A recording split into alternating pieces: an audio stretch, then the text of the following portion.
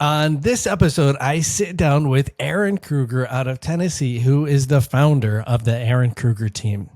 With 2 decades of experience, she talks about the key to building a $2 billion business. As well, she breaks down the basic things a team lead can do right now to diversify their business. As well, she talks about why being rehearsed and prepared is paramount to winning over clients, and why listening is the single most important skill an agent can develop today. Now, before we get started, if you find content like this valuable, please go ahead and hit that subscribe button now to help the algorithm. Now, without further ado, I'm your host, Shawn Kunkler, and the team lead of the Homeward Associates Group out of San Francisco. Erin, thanks for joining me today. Absolutely. Thank you so much for having me, Shawn. Of course. This is going to be fun. I feel like there's so many things I want to learn about you, just in your business and your philosophy and your mindset. I feel like you juggle a lot of things. I do. I think it's a big joke. Everyone's like, you wouldn't know what to do if you weren't busy. And I think that's true. However, I am learning. I'm always learning to be able to delegate, hire great people. So I don't always have to be on 24/7. And believe it or not, I'm rarely work weekends now, which is a big thing after 18 years in the biz and working almost every day. So that's impressive. I actually just had COVID, unfortunately, last week. And I was laying on the couch and I'm like, I can't do nothing.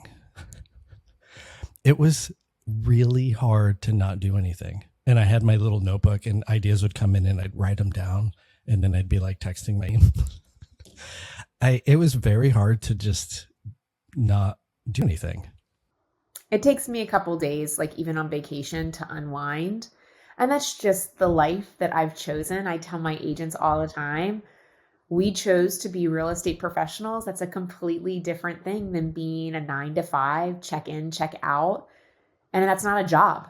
Like, I have a career that I absolutely love, that every single day when my feet hit the floor in the morning when I get up, I'm happy. Like, I'm my own boss. I create, I can make, there's no barrier to entry for real estate, really. And the sky's the limit. So I think that's just, it shows me so much. And this career, I'm so thankful for, and the people that I've met. And it's up to us at the end of the day, how much we want to work, how successful you want to be, and what you determine success to be. All of that is so very true. You get to put the pen to paper and create the life however you want it to be. And then at the end of the day, you decide, was that what I wanted? Was that successful? Which I know you've had massive amounts of success, 18 years in the business. You're up $2 billion in transactions. Yep. We've been very blessed over the years. And, my team is, not letting up. It's 3 months into the, almost 4 months into the year. And, we're closing, close to 70 million since January. And we're just, and we run a very lean team. I mean, I don't aspire to have, 15, 20 agents. I want to keep everything super small and kind of keep it right around 8 or 9 licensed agents. The rest are admin and support staff. And I feel that culture is our number one asset. And so to keep that culture super tight, it needs to be on the smaller scale instead of a larger scale. And with that, you only grow so much. But we've been very blessed by really repositioning our business from huge transactions based to increasing our volume and not doing as many transactions. And that's what I think I'm most proud of as a business owner, is going from over 500 deals a year and maybe like 130,000, 130 million, to changing that paradigm to 250 deals a year and hitting 200 plus million. So for me, that was the evolution that I saw and wanted to change some things about how we were doing them and to be smarter about what we're doing. And so it's really transformed the team. That is incredible to go to make such a dramatic shift like that. Just changing your price point, even trying to get into the next 100,000, 500,000 price point is a challenge, let alone jumping to where it's essentially doubled. How did you do that? Early on, when I was an individual agent, I ended up landing a client that was a hedge fund. And so I ended up sourcing a lot of properties myself. And that's how I became the number one individual agent for volume and sales and transactions in Tennessee, and then 14 in the country, just by, running cap sheets and buying houses for this particular, hedge fund. Putting that aside, I was doing residential real estate on the weekends. So I was completely all in with the hedge fund Monday through Friday, and then selling $20 million a year by myself, with that. So pairing both of that together, I was doing 60 million, 70 million myself and doing hundreds of transactions a year. But that can only last so long. You need to have a team. And so when I started to delegate and have team members, I then had divisions. So then I had an investor division, put somebody in charge of that, taught them. Then I put in other divisions on the team, and I wanted to work with developers, and I wanted to work with builders, and I wanted to work with relocation companies and have a relocation division. And so what I did is I sought out that, hedge funds and REITs aren't going to last forever. There's going to be ebbs and flows in our markets where they stop buying. And if you go all in on one niche, you're going to fall flat. And diversification is the way to go when you're building a business and building a team. And so I really thought that out. And that's really what changed. So when I knew that the hedge fund, and I didn't want to have that lifestyle either. It was really transactional. And that's not who I am. I'm very a relationship based person. And that was the secret to my success with the hedge fund, because I was able to post so much because of my relationships with agents versus just sending them an offer, not calling them, not talking to them. And I built rapport. But at the end of the day, it was more transactional, and I wanted to be able to be more relationships with our clients and things like that. And so what I did is I parlayed the success of the numbers that we got to be able to put myself in opportunities where I had a shot of getting into the luxury market. I had a shot of getting places like that. And I'm an old farm girl, so I always say, just give me a shot. I won't be the smartest person in the room, but I will definitely be the hardest working person in the room. And so anytime that anybody gives me an opportunity, I want to knock it out of the park. And I won't take something on that I feel like I couldn't do. And that means a client, I would rather refer it. So when somebody comes to me on the commercial side of things, while I have done commercial purchases for myself and things like that, I don't feel comfortable working that deal. So I will refer that out because I don't feel that, I would best service them. And that's serving is key in our industry. Relationship is so paramount. That's the one thing I really just try to reinforce with our team, is that we lead with relationship. That's it. No deal is worth more than the relationship we have with our client. Just focus on them. Everything else will get taken care of. And I also love that you said just the spirit of being the hardest working person. That landed me my very first transaction in San Francisco, which was for $2.5 million. I met somebody at an open house who owned a business and really embodied the spirit of hard work. And when he was talking to me, he just point blank asked me, how many transactions have you had? And I was like, darn it. And I remember just sinking for a second. And I was like, all right, pull yourself together. And I was like, look, I don't have any transactions, but I'm working at this brokerage and I have all this backing and these people have all this experience. So regardless, I don't have a big book of business, but I will be the hardest working agent you'll ever find. And he goes, all right, let's do it. And I was like, oh my God. And I had that shot, that one opportunity, and it paid off in dividends. I've done multiple deals with this one individual and his family, and it just continues. And it was all built on the willingness to go for it. I love that. Yeah. I think being like the hard worker and proving yourself is so key. I remember, several years back, I was invited to be an agent considered for this real 14,000 square foot home. It was going to be over $5 million on this premier street in Nashville. And when I walked into the listing appointment, I saw my competition's book sitting there. So I knew who my competition was.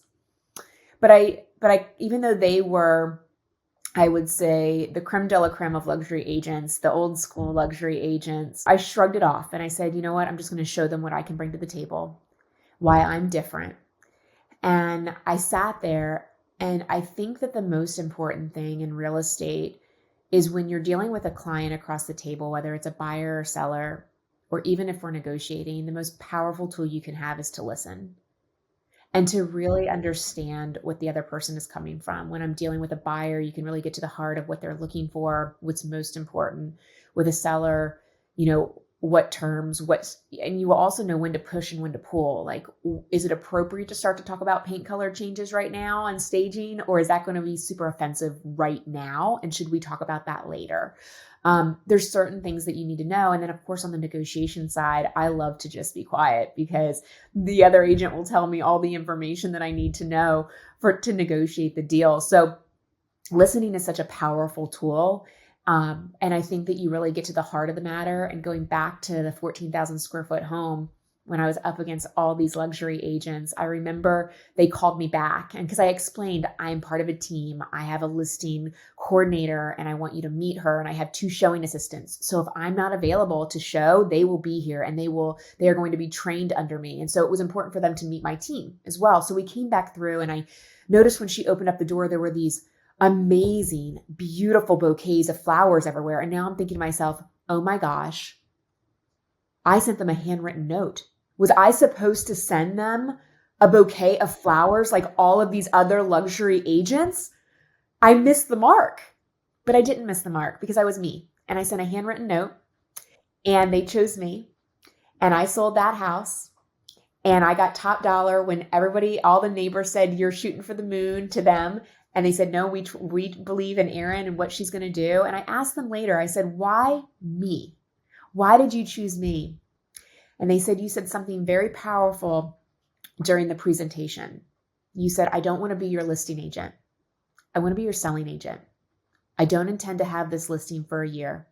I want to market it correctly. I want to position it correctly. I want to tell the story of it. Elvis recorded in this house. There's a recording studio and stuff like that. There's so many great stories. I wanted to bring that to the focus. And I understood that they took a 6,000 square foot home and made it 14, and that they cared about every inch of this home. And I had to be very delicate with that. And they also said you didn't want to change too much. You wanted to tell the story, and they appreciated that. So my passion and my understanding of where that seller was coming from really led me to getting that listing. And that wasn't my first luxury listing, but it was definitely the luxury listing that launched me into a different category. And so that opportunity I'm so thankful for. But every single time I walk into a listing appointment, I don't assume I'm going to get it, even if I'm not competing. I go there, I'm incredibly prepared. But I also am taking notes of the person that I'm dealing with, because I need to know what kind of person they are. Are they analytical? Are they needing their hand to be held more? How am I best to communicate to them, and what is going to work for them? What is the timing, knowing when to push, when to pull, and all of that. And I really work on with myself and my team is that mirroring. And, when you're scripting different things like this, and a lot of people say, scripting, it's so not authentic. Well, if you practice and you practice and you practice, it will become authentic. And so you have to really practice it. It's those who don't put the time into it and the practice into it that can come off a little cheesy, or that you're being salesy. It's funny. I say scripts they're garbage, in my opinion. if you follow the script, if you understand the spirit of it, and you put it into your own words and you give it your own tone in your own pauses, you're an actor and you're reading a movie script and you make it your character, then it's gold. Yeah, 100%. You just take it as a guideline, a bullet points. It's interesting. We have a young agent that just joined our team, and there's a 7-week kind of tasks, if you will, of training that she has to go through with each one of my agents and spend time with them. And one of them is to listen to the buyer consult with, another agent. And what's interesting is she came to me and she said, it's all the same information, just given with their own twist in a different way. Yes, 100%. And that's what I taught them. Like, I want Mary to be Mary and Georgia to be Georgia. They're not going to be Erin Krueger. But what they do is they need to give the same information, but in their way. And that's the whole thing about scripting. 100%. And that was the spirit of what I was going for, is you have to own it. You have to make it yours, but then it has to match them. And the way that I teach it is, imagine going into a room and everybody in the room speaks a different language. If you want to communicate with an individual, you first have to seek to understand. You have to hear what language they're speaking, and now you can match it so you can have a conversation. And it's that whole philosophy of slow down to go fast. You have to first seek to understand. What's the rule? You can't influence somebody until you first understand what influences them. Absolutely. I love that story of that massive 14,000 square foot transaction, because it is so important to truly understand who you're communicating with, to understand what is genuinely important to them. And then you're not changing anything. You're just making adjustments so they hear you, so you can ultimately get the job. And that's what we're here for. And I always go into every meeting with clients. I always feel like I'm competing. And so it makes me be more prepared, be more focused, deliver 100%, because I feel like somebody's nipping at my heels, trying to grab that listing or that buyer or that opportunity out from under me. So it gives me a little bit of extra fuel. I love the competition aspect of it anyways. And when somebody says, full disclosure, we're interviewing other agents, I said, I love it. I'm so glad you are. As they should. And I tell them, I if I'm interviewing for somebody on my team, I'm not interviewing one person for the role. I'm interviewing multiple people, and I want to find the best person for that role. So yeah, I would encourage it, and not into some capacity. Like I wouldn't give them a list of names, that's for sure. But I don't shy away from competition. I've been in sports and an athlete my whole life. I know how it makes me show up. It gives me that little extra, that boost of energy. Absolutely. Absolutely. So from that transaction, you've been able to just parlay that into more of the luxury category? I have. With our team, we sell all price points. I primarily do a lot of luxury. So I have everything. Our luxury market in Nashville is a lot lower than other marketplaces, but it has since COVID has definitely taken an upward tick. Our luxury market right now starts about 1.5, 1.7, and then goes up from there. But I have listings right now that are from the 1.8 range all the way up to 20 million. And so, we do a lot of, like I said before, I have developers and builders. And so I do a lot of new construction. It's great because I have my hands into so many different things, whether it's a resale or it is something that's in a development. But we have a community we just launched on the west side that's more of a starter community, townhomes, single family homes, that is right at like the average, price point in Nashville. So we have 32 units we released last week. We have 8 units under contract right now. We'll be sold out in, I think, 3 weeks, which is great. So, and these are under $1 million, right? This is part of our average price point in Nashville. So being able to service all price points is really key, I think, as well in the diversification model that I was speaking about earlier. When COVID ended up happening, it was very interesting because I had a starter community that I had in my back pocket that, of course, I was given right before shelter in place. Perfect timing. Perfect timing. But what was interesting was that was amazing to have at that time because we had so many phone calls from New York and New Jersey and California that they just wanted to get a landing place in Tennessee. And so we were selling so much virtually, we sold out that community. And I think a lot of the luxury market at that time had stopped and a lot more, kind of entry level price points were just being gobbled up because from other markets that was so cheap, it was worth the risk of if it didn't work out, I just turn it into a rental. And so for me, I was able to close out a community of 16 million, right? And of a sellout for that, which was great. But on face value to another luxury agent, they're like, oh, that's not luxury. But you know what? That is something that I can sell out during a shelter in place, have income generating into my business. And so that is so important and why I go back to diversification. It is important. And to your point, if you pigeonhole yourself in any business and that one thing goes away, you're stuck. And it's the companies that are able to pivot. And with us, there's definitely we clearly have different price points. And then within that, you have end users, you have developers, there's a whole other suite of categories. Plus you have leasing, plus you have commercial. And so there's a lot of ways in our market and all markets that people can absolutely diversify. So you currently have 9 agents on your team. How many different divisions do you have?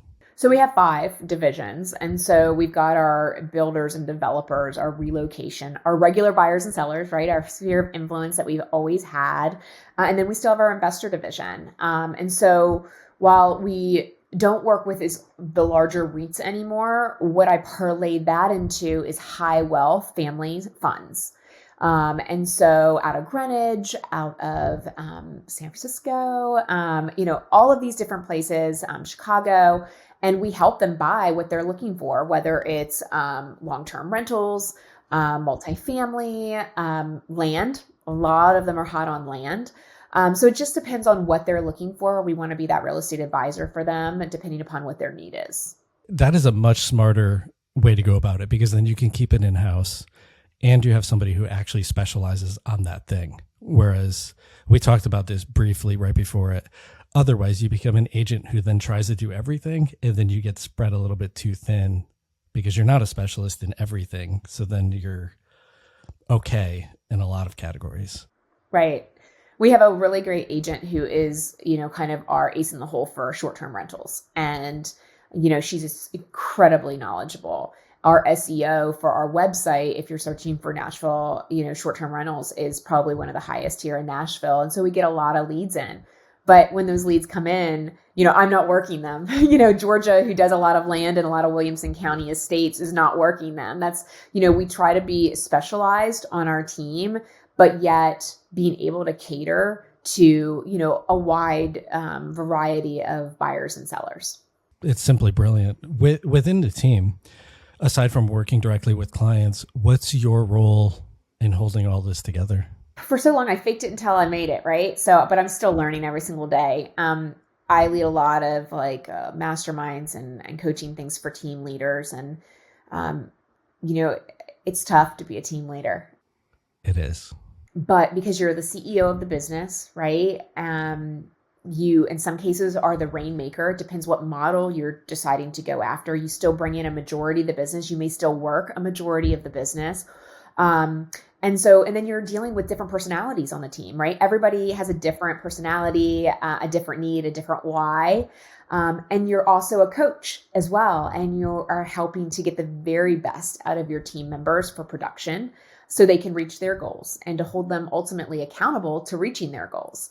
So for me, I think that I find a huge amount of satisfaction in seeing my team members not only reach their goals, but completely obliterate them.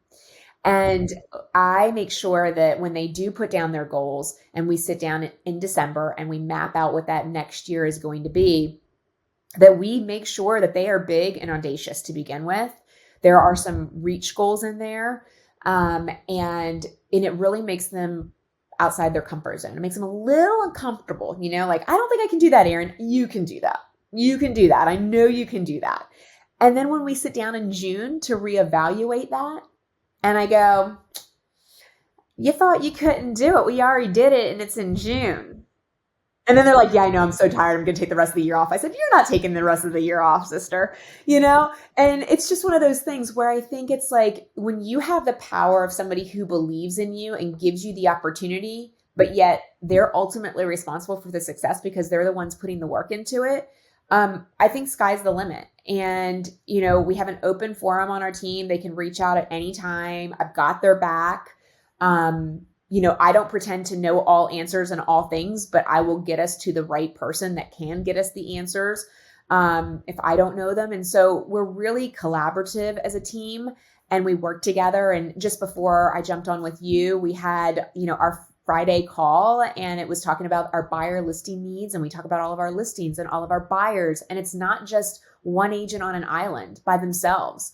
We're talking about, oh, well, did you see so-and-so's, listing? Or did you see that this is coming soon? Or I saw this sign, or I saw this, construction going on this road. You might want to, knock on their door, that kind of thing. And that's how we get stuff done. And that's how we really deliver for our clients because, we could not sell, 250 homes and 90 of those homes were off market, 90 of them. That's impressive. Yep. And it's because we work together. We work together for solutions to find that needle in a haystack. And I mean, I think that's like, I always tell people when we sit down for the buyer consult, if it's out there, we'll find it. We'll find it. So, and I think that's what people love about working with us is that we're very direct. And we say it may not happen right away, just letting you know, it might take some time, but we will find it. But we're also quick to telling them for what you want in the area that you want, you're not going to be able to get in your price point. So we either need to reevaluate that or we need to look somewhere else, right? And to have those kind of direct conversations. And I think a lot of people are afraid to have hard conversations with clients, whether it's to talk about a price reduction, talking about preserving your commission, whatever it is. And I think that communication is everything. And as long as everybody understands where you're coming from, it makes it a lot easier throughout the transaction when you're working together, when you really over communicate on the front end. Yes, I have my own personal experiences of not communicating enough, learning a lesson. And now with the team, we've built in intervals when every Monday and Thursday, we follow up with all of our clients, even if nothing's happening. It's just, hey, I'm just giving you a non-update update. Here's what's happening. Nothing to be alarmed about. Everything's moving forward. And it gives them a level of comfort. But I find a lot of agents just simply don't communicate enough. But the way that I view it is people generally have an idea that we only negotiate the price at the time of the deal. We're negotiating the whole time. We negotiate, I would say, with our buyers more than with anybody else because we're trying to get them to see the comp, see what the value of the property is, to understand what it's going to take to get to the next step. Or if they're just totally misaligned with their expectations versus reality, we're bringing them back to earth. And those are all micro negotiations. And you have to just become very comfortable with having uncomfortable conversations because at the end of the day, it leads to their success. And that's whatever their goal is, that's what we're here to support. And so we have to get them in alignment with what can actually be possible. Totally agree. I love what you said about having stretch goals on the team. We call them wince goals. If you put the number down and you don't wince a little bit, it's not big enough. Go back and write a bigger number. And until you get that little like, ooh, it hurts, it's not there. And I find for myself, and when you watch others really put their head down and get to work, when it is a big stretch goal like that, something happens to people. They really show up for the occasion. If you aim low, you hit low. If you aim high and you miss, you're still doing a phenomenal amount of work. And that's what it's about. It's about growth. I mean, at the end of the day, it's if you're growing and evolving, that's ultimately what happiness leads to. Absolutely. I tell everybody who comes onto my team and when we're through the interview process, our goal on our team is to be better tomorrow than we are today. We are lifelong learners. We are always reading. We are always trying to shift. We have to pivot in this market. You have to kind of stay ahead of the curve. That's what our clients deserve, and that's what we're going to deliver. And that's our commitment to them. And so I really try to encourage that. Going back to what I said earlier, about one of the most powerful things that you can do is be a great listener. I think and to couple that with goals, one of the best tips that I can give to people is when they're starting to hire people is to put a little test into your interview.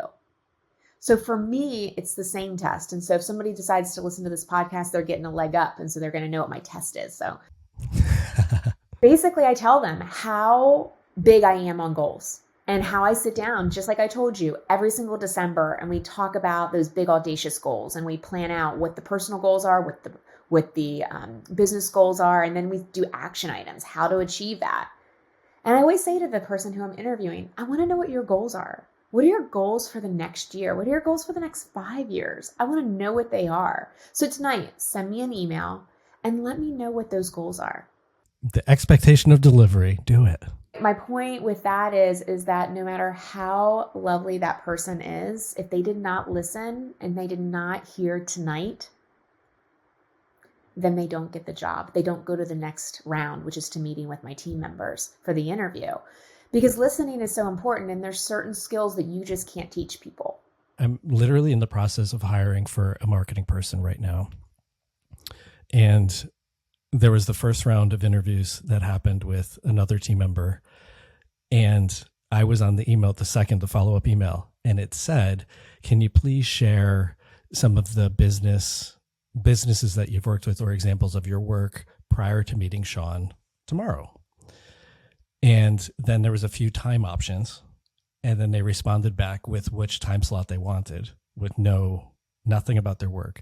So they followed up. My team member followed up with, can you please provide some of your work? Nothing. A couple hours before the meeting, I chimed in and said, would you please mind sharing a little bit more about your work?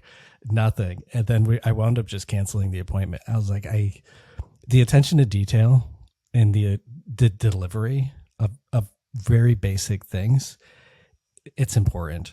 And if you don't have a sense of urgency to get it there and to pay attention to the details, to your point, if you're meeting with a client, you're going to blow the whole deal because you were off somewhere else thinking about what you were going to do on the weekend and not actually paying attention to the client and to what they actually wanted or needed. Absolutely. And I think, every real estate team operates very differently, but when I'm working with my agents and they're new,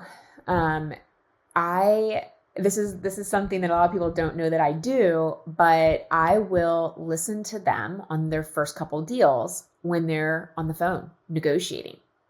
And it might make that person nervous, but we've scripted so much and they've scripted in front of me. That's not really the concern from them, but I want to hear how the conversation goes because this is real life objections across, phone lines right there. So I remember one of my team members who's been with me for years now, when she was a young agent, her and her family had actually moved from Jersey. And when I was young in my career, I sold them a house and she was a young lady. And of course, I stay in touch with all my clients. And when she was in college, she came to work for me as my assistant, then grew in the ranks, then chose to go get a real estate license. So she's been with me for a long time. But she's from Jersey. And so she has a little bit of that Jersey accent still. And one of the things that we were working on was listening, not interrupting, making sure that we give the pauses to get our points across and things like that. And so in the very beginning of her working some deals, I was like, Laura, I'm going to be on mute. I want to listen. And we're going to talk about it afterwards. And I would see how the call went, and I would talk about, these are the great points that you did. These are some of the things we need to kind of work on. And now I can tell you that she has worked on that, and she is so good on her delivery. And, she's in her late 20s, and she's working with multi-million-dollar clients all the way to first home time buyers. She's so thorough, and she's a great agent. But I am investing in every single agent that is on my team. And my time is valuable. I know what my hourly rate is, and everybody should, but nothing is more important than the success of my team members. And so I have to, as a team member or a team lead, I have to make sure I'm putting the time in for them. And real world feedback is key. And that's through scripting, and that's through seeing things, seeing emails, looking into our follow-up boss, which is our CRM, and seeing the communication on the other side and giving feedback. You can't be afraid to give somebody feedback. Feedback is a gift. It's about the delivery. That's the thing that team members need to work on, is how is it delivered? We have such a strong culture on our team that my team just doesn't want to disappoint me. They just don't want me to be disappointed. That could be the absolute worst if I said I'm disappointed. That is pretty bad. Yes. that is the worst. Yeah. And everybody's human. Everyone's going to make a misstep, right? And it's about how we go from that point when we acknowledge it, and what kind of systems and processes are we putting in place to prevent that from happening again. Maybe the client never knew of the misstep. That doesn't matter. We are our own judge at the end of the day as far as how we're going to run the transaction. And we have committed to being better tomorrow than we are today. And so we're setting up another process, and this is going to allow us to not have that issue that came up. And that's who we are as a team. That's what we've committed to. And that's how I run my team. And like I said, everybody runs it differently. There's all shapes and sizes of teams. I decide to be extremely high touch with my team, but yet I'm not a micromanager. I want them to be able to think on their own. There's the time when the training wheels come off and they're off to the races. But I'm always there to have their back.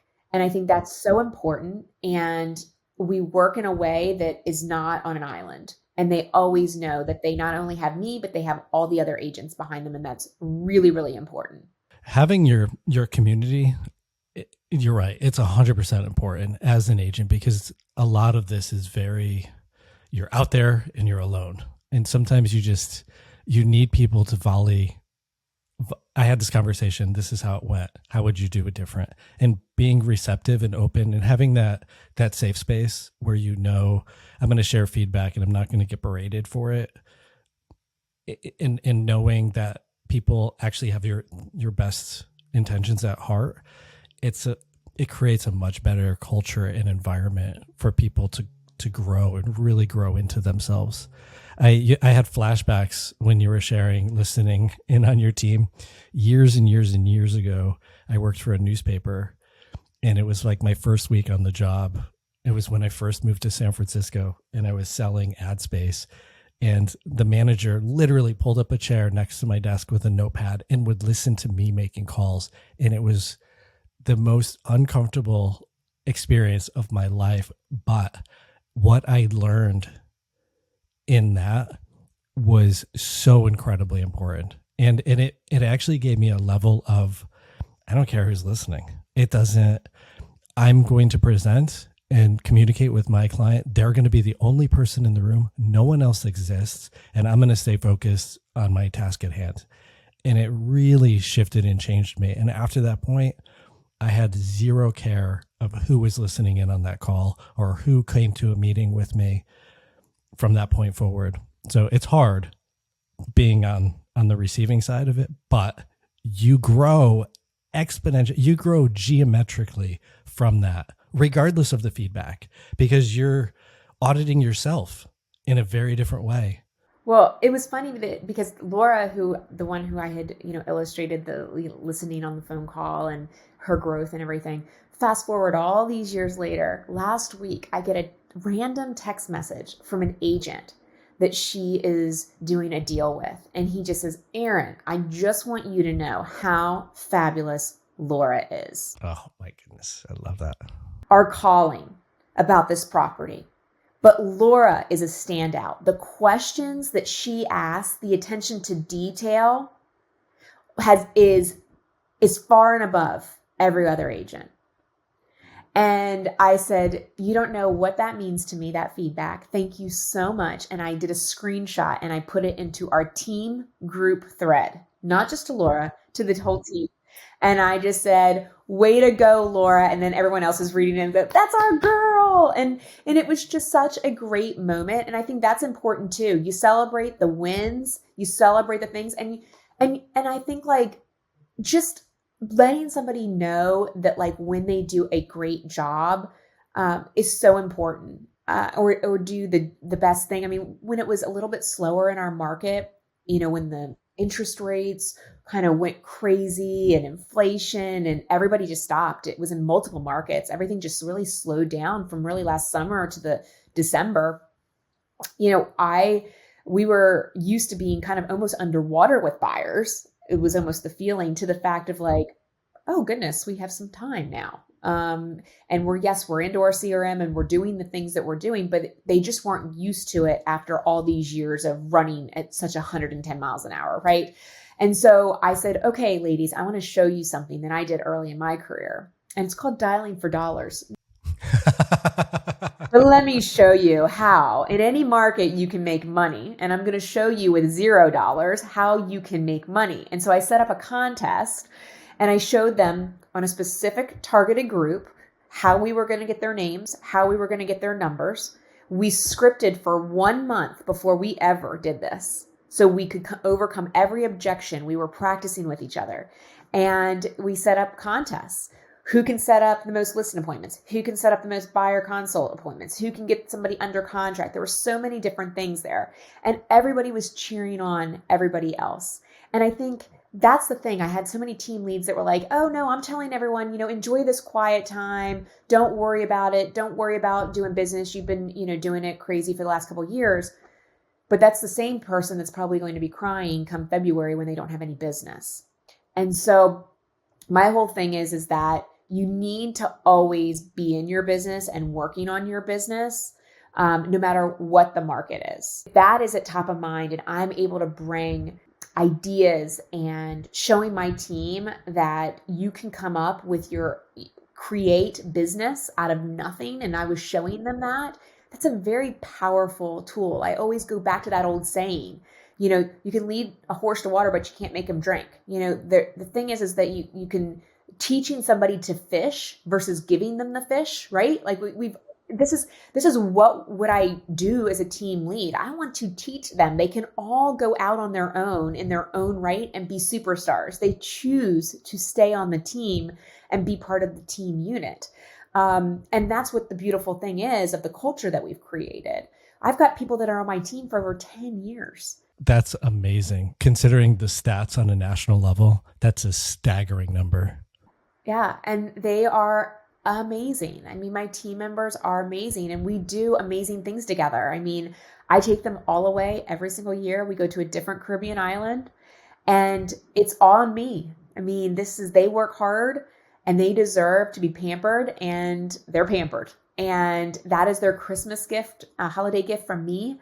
And I just want them to know that the harder you work, like magical things can happen. You are in control of your destiny. I'm an old farm girl, and I work every day that I think that I have zero in the bank.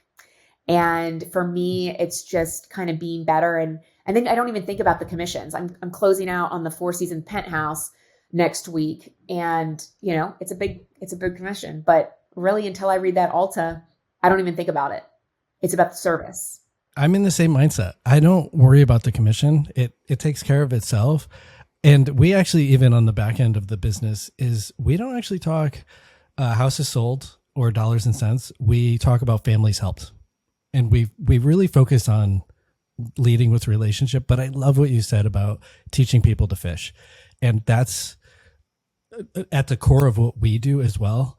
It's what's completely different is I want the agent who joins the team, my team, to I want to give them all the tools they need to create their own phenomenal business, but then provide enough value and support and benefit of being on the team where they don't want to go, because it's better to stay. You're getting more of what you need here with us. And rather than, here's a whole bunch of leads that I'm paying for, and I'm not actually teaching you anything. You're not actually gaining anything of value. You're just getting slammed with all of these with lead, and nothing against the online leads, but it's a ton of volume for a very small return. Whereas if you just focus on the people who already know you, like you, and trust you, it's going to pay dividends. Sure. And I hope people didn't miss that, but the nuance of spending a month training up the team for this event and working on all the objections, but pulling everybody together to work on it collectively as a team for a month prior to launching, that sets you up for success, rather than, hey team, we're doing this, we're going to start calling tomorrow. And then people start failing at it. And then they resent you for them not being set up for success. I grew up outside of Philadelphia, okay, on a farm, but I remember Rocky. I mean, when he was training, remember the movie Rocky? Heck and he yeah, was it's one of my to go favorites. to Russia, and he was like, you know, you're seeing him doing the pull-ups, and you're seeing him do like the sleds in the snow. You got to train. You got to practice. This is what we have committed to in our career. So if it's a listing, you practice. You are prepared. You know what you're doing. You have confidence. When you have confidence about what you're doing, I mean, it's just like, I mean, it's yours to lose, really. And so I think that's like so important. And so like the commitment to being, you know, at a different level, I always tell my team, like, we don't hire like B players. We're hiring A players. Like, I don't need Michael Jordans. I need people like that are like assisting each other. Like, we're a team, right? But like, you have to be committed every single day of showing up and just being at a high level. And so like, I always go back to that whole like Rocky thing. Like, we got to practice, we got to condition, we got to make sure that we are right. I'm an old athlete too. Like, you have to do those things. And at the end of the day, we're a team.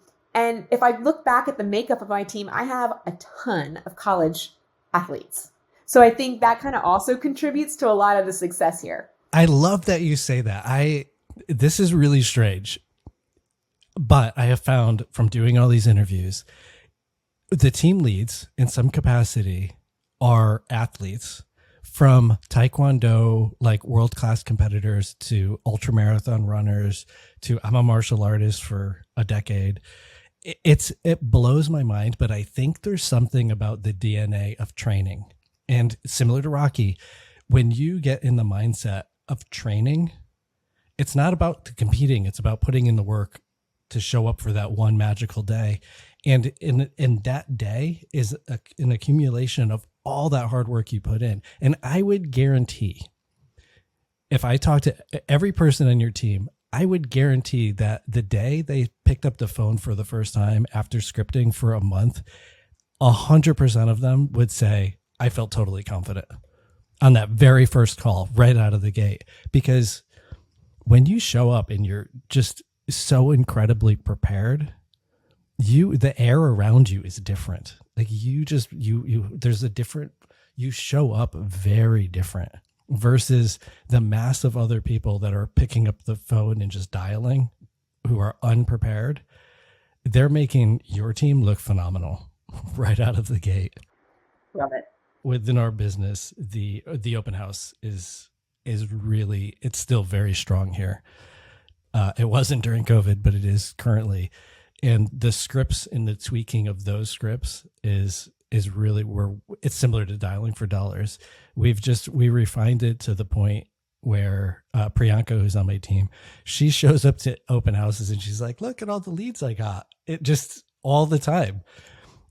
When I love that she's found her voice within all the scripts and just can show up and deliver just time and time and time again. There was one Sunday where we had like 8 or 9 open houses, and one of my team members got sick. And so I was like, I'll do this open house. So I haven't done open houses in years. Okay.